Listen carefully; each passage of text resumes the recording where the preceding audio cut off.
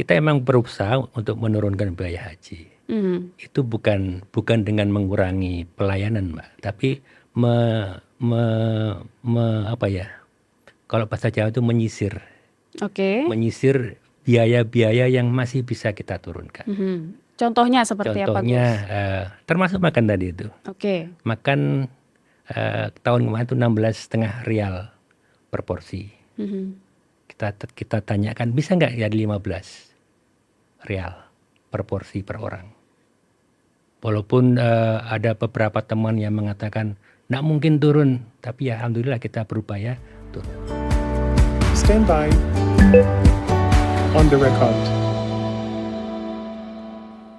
Halo Sobat Antara, selamat datang kembali di podcast Antara on the record bersama saya Suwanti. Kali ini kita akan ngobrolin tentang ibadah haji gitu ya. Karena Indonesia ini adalah salah satu negara yang menyumbangkan jemaah haji terbesar dari seluruh dunia gitu. Untuk itu kita akan ngobrol langsung dengan Kepala Badan Penyelenggara Haji, Bapak Muhammad Irfan Yusuf alias Gus Irfan Yusuf. Assalamualaikum, gimana kabarnya Gus? Waalaikumsalam warahmatullahi. Alhamdulillah sehat-sehat. Sehat ya, alhamdulillah. Kemudian kalau kita ngobrol soal haji nih Gus, ini yang baru saja pemerintah umumkan adalah biaya haji yang turun gitu ya di tahun 2025 ini. Ini ada semacam angin segar gitu Gus untuk para calon jemaah haji? Ya memang Badan Penyelenggara Haji ini kan dibentuk oleh Presiden Prabowo. Salah satu tugasnya adalah memberikan pelayanan terbaik untuk jemaah haji. Karena itu salah satu ya upaya kita lakukan adalah menelisik kembali biaya-biaya yang mungkin bisa dikurangi atau dihilangkan. Alhamdulillah saya menelisik, teman-teman DPR juga ikut menelisik sesuai dengan yang dilakukan oleh Panja DPR. Alhamdulillah kita masih bisa menurunkan walaupun belum terlalu banyak. Sebelum lebih jauh nih Gus mengenai pelaksanaan ibadah haji khususnya di tahun ini, kita kenalan dulu kali ya dengan BPH atau Badan Penyelenggara Haji. Tadi Gus Irfan juga menyampaikan bahwa BPH ini baru dibentuk oleh Presiden Prabowo Subianto, tepatnya ada Perpres di November 2024 kemarin, betul ya Gus ya. Dan ini kalau kita boleh kenalan sebetulnya tugasnya dari BPH ini seperti apa sih? Karena yang masyarakat Indonesia tahu, ini kan biasanya penyelenggaraan ibadah haji itu sudah diorganize begitu ya oleh Ditjen dari Kemenak, yaitu Ditjen Penyelenggaraan Haji dan Umroh atau PHU gitu Gus. Jadi bedanya akan seperti apa ini? Badan Penyelenggara Haji ini memang sebuah lembaga, sebuah badan yang setingkat menteri. Ini yang seperti yang tertuang dalam Perpres nomor 154 itu. Tugas utamanya adalah memberikan dukungan untuk pelaksanaan haji khusus tahun 2025 ini. Berbentuk dukungan begitu ya. Karena Undang-Undang Haji nomor 8 tahun 2019 masih menyebutkan bahwa penyelenggara haji adalah kementerian yang berada di Bidang Agama, dalam arti Kemenak yang dilaksanakan oleh Direktorat Jenderal PHU. Begitu. Jadi kalau bicara kita tahun ini adalah berbentuk dukungan penyelenggaraan begitu. Apakah nextnya ini akan ada tugas-tugas tertentu begitu dari BPH atau seperti apa Gus? Insya Allah tahun depan tentu kita setelah ada perubahan dari teman-teman DPR tentang Undang-Undang Haji itu, rencananya tahun depan kita akan berfungsi penuh sebagai penyelenggara haji. Nah tahun ini bedanya dengan PHU apa? PHU kan direktorat yang bertanggung jawab pada menteri. Sementara kami Badan Penyelenggara lembaga yang bertanggung jawab pada presiden. Itu perbedaan utamanya. Artinya kepada Presiden Prabowo Subianto langsung begitu ya Gus. Tapi ketika kita bicara mengenai bedanya BPH dan PHU, tadi disebut BPH tahun ini sebagai supporting begitu dalam penyelenggaraan haji. Detailnya seperti apa Gus? Supporting yang diberikan apakah berbentuk negosiasi dengan Arab Saudi misalnya, atau supporting lain yang dilakukan oleh BPH sebetulnya? Di dalam Perpres ini saya bacakan juga ada memang sudah dirinci Mhm. supporting ini dalam bentuk perumusan dan penetapan kebijakan teknis. Oke. Teknis tertentu termasuk juga biaya. Mhm. Koordinasi pelaksanaan dan kebijakan teknis itu juga ada. Iya. Kemudian pelaksanaan, pengawasan, pemantauan dan evaluasi di bidang penyelenggaraan. Mhm. Termasuk juga koordinasi pelaksanaan tugas, termasuk juga pengelolaan barang. Jadi kita setahun kemarin Iya. kita sudah ikut proaktif dalam misalkan dalam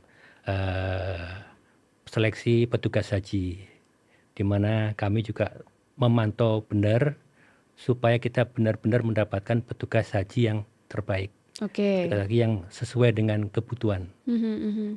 Dan artinya untuk tahun ini semua sudah ready gitu Gus untuk Sudah petugas haji jalan, ya? dari hampir ready tapi sudah jalan. Mhm, mhm. Tinggal finishing untuk petugas hajinya ini. Oke. Dan bicara untuk penyelenggaraan di tahun ini, begitu Gus. Ini persiapannya sudah akan seperti apa sih Gus? Persiapannya sudah cukup panjang. Mhm. Tim dari PHU sudah koordinasi dengan DPR. Oke. Kemudian kita sudah mengajukan usulan anggaran Mhm. biaya haji. Tinggal nunggu kepres dari tentang biaya haji ini. Ya. Itu juga menunggu dari kesiapan kita memberikan rincian-rincian biaya itu. Kita kemarin awal bulan kita sudah ke Saudi juga. Ya. Kita ada MOU penyelenggaraan haji dengan pemerintah kerajaan Saudi. Mhm. Dan sudah banyak persiapannya. Iya. Dan pastinya itu diberikan untuk memberikan pelayanan yang terbaik gitu ya Tentu Gus, itu yang untuk kita para harapkan. jemaah gitu ya. Karena Sesuai dengan harapan dan perintah dari Presiden. iya pastinya. Karena kalau kita lihat ke belakang juga ya, ini kan penyelenggaraan ibadah haji dengan sekitar 220-an ribu jemaah begitu. Ini kan bukan sesuatu yang gampang pastinya Gus ya. Banyak yang harus dilakukan dan dari berbagai aspek begitu. Dan salah satunya adalah mengenai hal yang mungkin ini menjadi sorotan sempat di tahun kemarin dan beberapa tahun ke belakang adalah mungkin bagaimana pelayanan ketika di Tanah Sucinya sendiri gitu Gus. Kalau Gus dari BPH sendiri melihat evaluasi penyelenggaraan ibadah haji begitu ya dari beberapa tahun ke belakang, apa saja sih Gus yang sepertinya ini memang harus dibenahi deh gitu? Jadi gini Mbak, mungkin saya selalu sering saya sampaikan ke teman-teman, apa kalimat yang disampaikan oleh Presiden ketika memanggil kami, saya dan Wakil Kepala Badan Pak Daniel. Beliau menyampaikan, Gus, kita tahu masyarakat kita 90% Muslim. Ya. Dan cita-cita Muslim tertinggi pasti ingin melaksanakan haji. Saya sebagai Presiden ingin memberikan pelayanan terbaik pada jamaah haji kita. Karena itu saya membentuk badan haji ini. Itu kalimat yang selalu terngiang-ngiang di telinga saya dan itu menjadi motivasi saya untuk melakukan yang terbaik untuk jamaah haji kita. Dan kalau dengan motivasi itu ya Gus ya, memberikan suatu pelayanan yang terbaik, Gus melihat ada kekurangan apa sih yang sebetulnya harus diperbaiki ke depannya Gus? Tentu banyak Mbak ya, karena kita ini bukan memindahkan 1-2 orang, kita memindahkan 230.000 orang bukan ke satu tempat tapi ke beberapa titik kan. Ada yang ke Madinah, ada ke Mekah. Mekah itu ada beberapa tempat, di Arafah itu juga tentu diperlukan manajemen yang rapih. Alhamdulillah selama ini memang sudah relatif bagus, cuma tentu ada titik-titik di mana ada peluang yang harus kita perbaiki, titik yang kita perbaiki. Seperti bagaimana pergeseran, pertama tempat di Arafah yang crowded lah ya. Pergeseran dari Arafah ke Musdalifah, ke Mina itu juga karena dari seluruh dunia bergeser bareng dalam waktu yang bersamaan. Sekitar 1,8 jutaan. Ya 2 juta lah, hampir 2 juta. Hampir 2 juta jemaah. Tempatnya ya segitu-itu aja gitu. Kemudian tempat di tenda di Mina juga relatif sangat terbatas tempatnya untuk orang segitu banyak. Itu yang menjadi titik perhatian utama kita. termasuk makanan untuk para jemaah nggak Gus? Makanan juga pasti, Ya. karena kalau kita lihat iklim cuaca di sana sangat berbeda dengan di Indonesia, Mhm. diperlukan ketahanan fisik yang cukup bagus dan itu akan didapat dari makanan. Oke. Artinya kan BPH sedang mengupayakan ada satu peningkatan pelayanan begitu Sudah dari pasti, Mbak. penyelenggaraan ibadah haji Iya, dari iya. tahun ini kemudian tahun-tahun ke depan. Namun kita juga kan tadi seperti sempat dibahas di depan adalah biaya haji yang turun begitu Gus. Ini akan memberikan satu nilai kebahagiaan sendiri bagi calon jemaah begitu Betul, Gus iya. dengan biaya haji yang turun. Tapi apakah biaya haji yang turun ini juga berpengaruh nih nanti ke pelayanan? Sementara pelayanan ingin ditingkatkan gitu Gus. Iya. Caranya, strateginya seperti apa? Kita emang berusaha untuk menurunkan biaya haji. Mhm. Itu bukan dengan mengurangi pelayanan, Mbak, tapi kalau bahasa Jawa itu menyisir Oke. biaya-biaya yang masih bisa kita turunkan. Mhm. Contohnya seperti apa Contohnya Gus? termasuk makan tadi itu. Oke. Makan tahun kemarin itu 16,5 rial per porsi. Mhm. Kita tanyakan bisa nggak ya 15 rial per porsi per orang. Walaupun ada beberapa teman yang mengatakan nggak mungkin turun, tapi ya alhamdulillah kita berupaya turun. Itu dari satu sisi, misalnya Sisi, makanan. ya. Apalagi Gus, yang mungkin tidak akan memangkas pelayanan tersebut, tapi ternyata bisa menurunkan cost-nya begitu bagi jemaah. Banyak Mbak, nanti mungkin ada pos-pos yang mungkin bisa kita lihat di sana itu. Oke. Penerbangan Transportasi begitu ya Gus transportasi ya. itu kan cukup mahal Mbak. Hmm. Dan itu makan hampir 30% Oh oke. seluruh biaya. Dan kalau kita bisa tekan, kita PDKT lah, kita approach ke perusahaan penerbangan, tolonglah bisa kita sesuaikanlah biaya-biayanya. Untuk itu tahun ini kita tambah perusahaan penerbangannya. Oke. Kalau kemarin kan ada 2, Mhm. kita tambah 2 lagi maskapai begitu Gus ya. maskapainya. Oke. Kemudian juga di Armusna, kalau dulu apa istilahnya perusahaannya yang hanya 1, Mhm. tahun ini kita upayakan minimal 3 Oke. untuk memberikan pelayan, ya paling tidak itu kan ada semacam upaya untuk bersaing lebih baik daripada teman satunya gitu. Dan itu akan memberikan keuntungan bagi para jamaah juga nantinya. Iya. Dan kalau kita lihat datanya nih Gus ya. Iya. Tadi belum disebutkan bahwa penurunannya ada berapa banyak sih. Jadi Sobat Antara, kalau tahun lalu di 2024 BPIH begitu ya, biaya penyelenggaraan ibadah haji yang harus dibayarkan oleh jemaah itu adalah sekitar 56 juta rupiah. Ya, Begitu. Di tahun ini turunnya sekitar 600.000, betul Gus ya?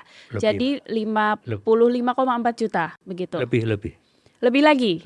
Saya Oke. lupa angkanya, tapi dia lebih dari itu. Iya, dengan penurunan yang sekitar segitu ya Gus ya.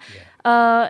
Ini kemudian untuk kedepannya sebetulnya ada nggak sih target biaya haji yang dibayarkan oleh jemaah itu yang memang idealnya segini nih untuk dibayarkan? Presiden dalam beberapa pertemuan terbatas bilang ini masih kurang puas dengan angka penurunan itu. Masih cukup tinggi gitu Gus. Ya, masih bisa harusnya diturunkan lagi. Dan kita juga berpikir mutar otak. Salah satunya adalah dengan mengurangi durasi tinggal. Oke. Kemarin kan selama ini kan 41 hari. Kita berpikir mungkin nggak kita kurangi. Karena dengan mengurangi itu paling tidak kan biaya makan sudah pasti kurang. Saya hitung 221.000 orang kali 15 rial kali 3 kali itu hampir 80 miliar sehari. Oke.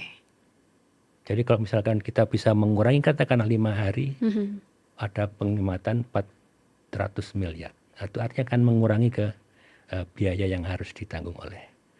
Tapi ini juga nggak gampang Mbak, karena itu berkaitan dengan manajemen pergeseran antara di sini ke sana itu tergantung juga pada Oke. maskapai penerbangannya untuk mengurangi hari itu. Mobilisasinya juga Iya, tergantung iya, begitu ya, iya, Gus ya. Tapi apakah dengan ini kan berarti menjadi salah satu strategi ya iya. agar harga atau biaya yang ditanggung Tidak oleh terlalu. jemaah bisa lebih murah lagi nih Iya, menurut iya. arahan dari Presiden Prabowo begitu ya. Tapi apakah dengan pengurangan-pengurangan itu kemudian strategi lainnya adalah pengurangan jumlah harinya begitu ya? Apakah itu tidak akan eh, mengganggu esensi dari ibadah para jemaah, Gus? Gimana? Haji itu kan cuma berapa hari, Mbak? Oke. Di Arafah, kan haji itu Arafah. Mhm, Cuma kan kalau ditambah dengan Musdalifah dan Mina mungkin ya 3-4 hari. mhm. Sementara yang lainnya itu lebih banyak sunnah-sunnahnya. Ya, Tapi walaupun kita ada pengurangan durasi kurangan, waktunya. insya Allah nggak akan mengurangi 40 kali sholat di Oke. Masjid Nabawi. Jadi esensi ibadahnya tetap yang Tetap utama ya, kita Gus ya. utamakan. Dan kalau bicara tadi angka atau kuota jemaahnya di tahun ini adalah 221.000 jemaah begitu yang diberikan oleh pemerintah Arab Saudi. Ini kalau kita compare dengan tahun lalu yang mencapai kuota tertinggi dalam sejarah begitu 241.000. Ini kan ada penurunan nih Gus. Sebetulnya hal yang menyebabkan kuotanya bisa naik, bisa turun ini seperti apa sih dan negosiasinya dengan Arab Saudi seperti apa? Itu Gus? bukan penurunan, Mbak. Memang angka standar kita Oke. segitu. Kita itu semua negara Muslim mendapatkan jatah 1/mil dari penduduk Muslimnya. Oke. Nah, kita penduduk Islamnya dihitung sekitar 200 sekian, maka ketemunya lah 221.000. Mhm. Kenapa kemarin sampai 240 itu kan ada tambahan kuota Oke. dari pemerintah Saudi. Mhm. Dan tambahan kuota itu tentu teman-teman berharap ada tambahan lagi. Mhm. Tapi juga saya sampaikan ke teman-teman yang dari DPHU juga, katakanlah kita dapat tambahan. Oke. Apakah kita siap? Hmm.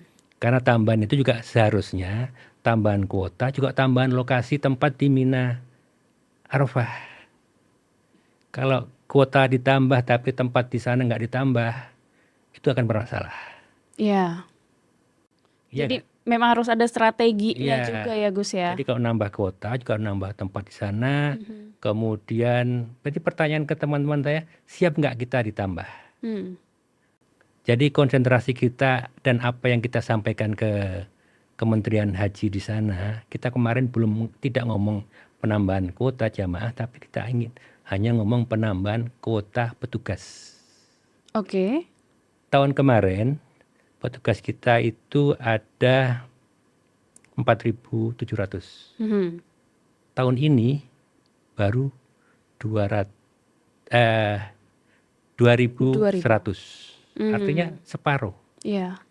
Sementara jamaah haji kita ini banyak yang usia Lansia lansia begitu. karena faktor nunggu yang Waktu lama ya, tunggu, waktu yang lama Gus. itu. Iya.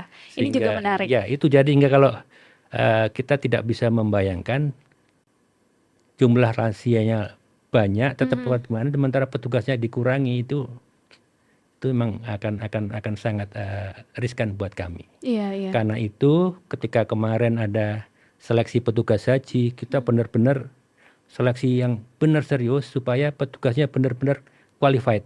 Oke. Kita hitung-hitung tidak ada tambahan petugas haji, tapi tetap kita menyampaikan ke pemerintah Saudi untuk menambah. Tetap Anda negosiasi Itu itu ya, walaupun petugas yang sekitar 2.100 yang saat ini itu memang sudah qualified kata Gus Kita begitu ya. upayakan yang benar-benar qualified. Jadi Iya. tidak ada lagi titipan-titipan untuk petugas haji.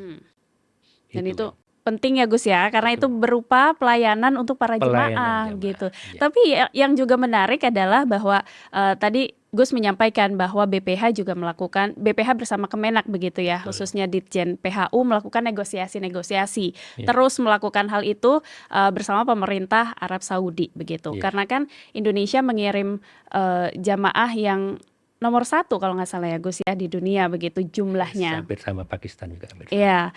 Dan ini proses negosiasinya apakah sejauh ini berjalan seperti apa sih Gus? Saya penasaran ini Jadi di balik gini Mbak, layarnya. jadi orang beranggapan kita ini bernegosiasi dalam artian demand and supply. Mhm. Bukan itu. Oke. Kita berbicara bernegosiasi sebagai sesama eh, negara sahabat. Hmm. Nah, di situ juga kita mempunyai kepentingan yang sama. Mhm. Pemerintah pemerintah Indonesia ingin memberikan pelayanan kepada jamaah haji kita. Pemerintah Saudi juga sama, ingin memberikan pelayanan kepada tamu-tamunya dari seluruh dunia. Mhm. Dan tamunya bukan cuma Indonesia, jadi mereka berpikir luas, kita berpikir lokal Indonesia. Iya. Nah, negosiasi kita adalah bagaimana pemikiran yang sudut pandang yang agak berbeda itu Mhm. bisa Bisa ketemu diketemukan. begitu ya, Gus. Oke. Walaupun kedua-duanya sama, ingin memberikan pelayanan yang terbaik sama. Mhm. Berarti negosiasinya juga termasuk ini. Kemarin kan ada berita juga, Gus, bahwa ada wacana sebetulnya ya, bahwa belum ditetapkan secara resmi, namun disebut bahwa pemerintah Arab Saudi kan ini membatasi bahwa jemaah lansia itu maksimal berumur 90 tahun. Padahal kalau kita bicara soal waktu tunggu begitu ya di Indonesia, ini kan dari belasan sampai puluhan tahun begitu. Yeah. Bahkan sekitar 40-an tahun paling lama waktu Yeah. tunggunya, Gus ya. Sementara kalau misalnya saya umur 30 mendaftar haji di tahun ini, baru bisa berangkat 30 tahun kemudian misalkan, Gus, di usia 60 tahun. Belum lagi yang mendaftarnya di usia lebih tua misalnya. Itu kan berarti akan masuk ke usia lansia, Gus. Ya. Ini strateginya akan seperti Ya, apa, memang Gus? ada wacana. Ini baru wacana. Baru wacana, betul. Wacana. Belum keluar suratnya, tapi Ya. saya berharap mudah-mudahan tidak keluar untuk jamaah haji usia 90 dilarang lah, nggak Iya. boleh ikut. Hmm. Padahal kita tahu tahun ini jamaah haji kita yang usia 90 itu hampir 1.500. 1.500. Luar biasa kan. Bahkan yang usia 100 tahun juga Ada. ada, Jadi Gus ya. kemarin kita ketemu Kementerian Haji sana, salah satunya Mbok ya jangan patokan usia lah, Mhm. patokan istitoah, patokan kesiapan fisiknya. Oke. Usia 90 pun kalau memang fisiknya layak, Ready. ya monggo lah kita harapkan istitoah. Usia 60, 50 pun kalau fisiknya nggak layak ya kita nggak akan berangkatkan. Hmm. Jadi patokannya itu istitoah, artinya kemampuan fisik. Mhm, mhm. Artinya dari Arab Saudi responnya seperti apa, Gus? Pada awalnya mereka mengatakan ini masih rencana, Mhm. tapi kemudian pada akhirnya kita sebelum pulang ketemu lagi akan kita pertimbangkan. Mhm, mhm. Nah, kemudian bisa disetujui atau bisa tidak kan juga.